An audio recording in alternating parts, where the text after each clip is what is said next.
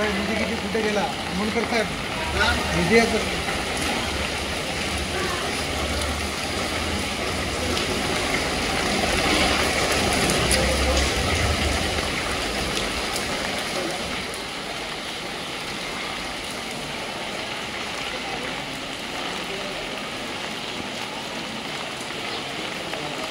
पाहाल तर दरवर्षीप्रमाणे यावर्षी नाल्यात हातसफाई झालेली आहे। प्रत्येक वर्षी दिव्यावासी हे नालेसफाई होत नाही यासाठी महापालिकेला निवेदन देतात, आंदोलनं करतात, पण याकडे महापालिका लक्ष देत नाही।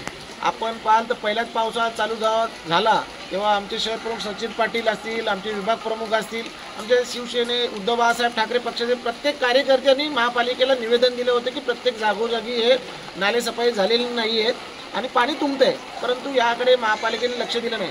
पण आपण पाहाल तर आता या 2 दिवसात पावसाने जोर धरलेला आहे आणि या 2 दिवसात पाणी भरपूर प्रमाणात चालीनं घुसलं।